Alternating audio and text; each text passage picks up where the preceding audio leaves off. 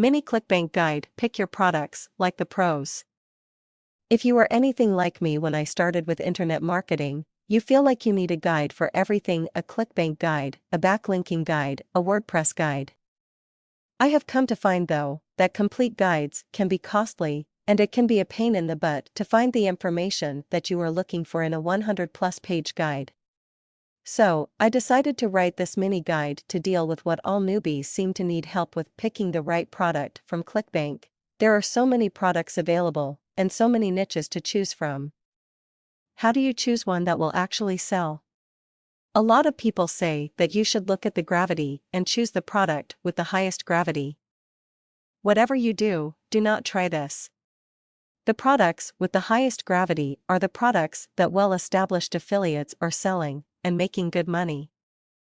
Ask yourself this as you are starting out: do you really want the best of the best in internet marketing as your competition? Not if you want to be successful. You can get to the point of promoting the big products later, but for now we want to get you making money. So, how do you choose a product? First, make sure that you have chosen a niche.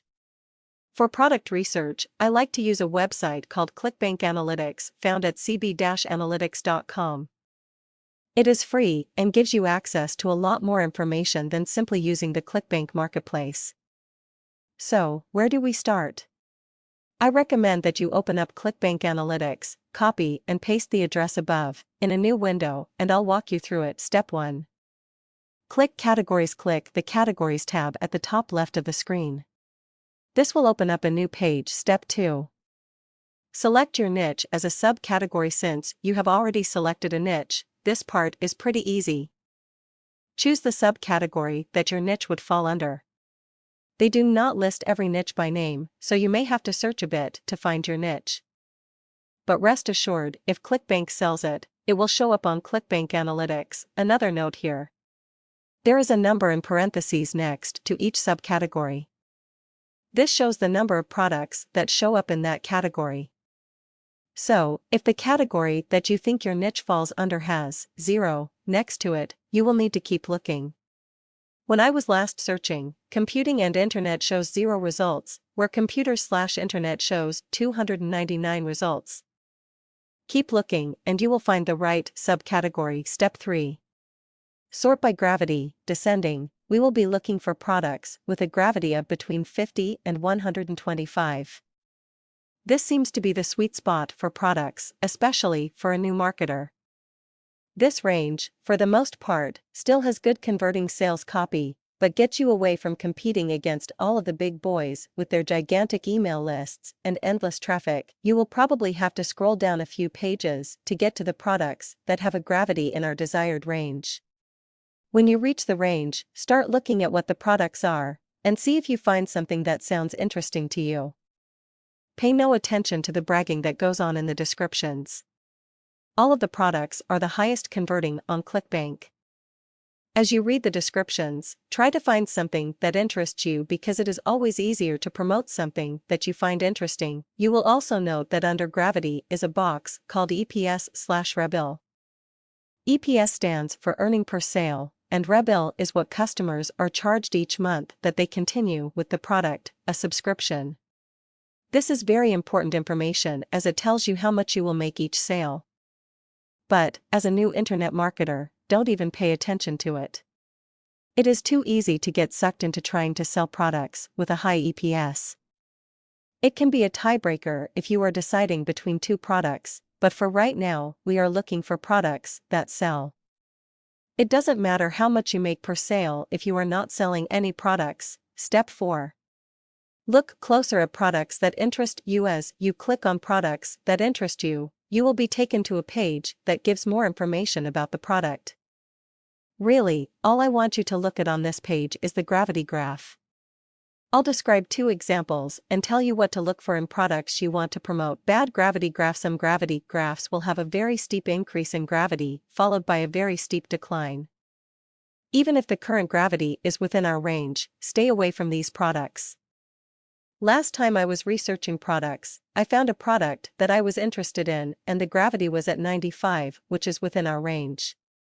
However, When I looked at the gravity graph, I noticed that 3 weeks prior the gravity was at a high of over 500. And it has been steadily decreasing ever since. You do not want to promote a product that is decreasing steadily, because it means that affiliates are not having as much success promoting the product.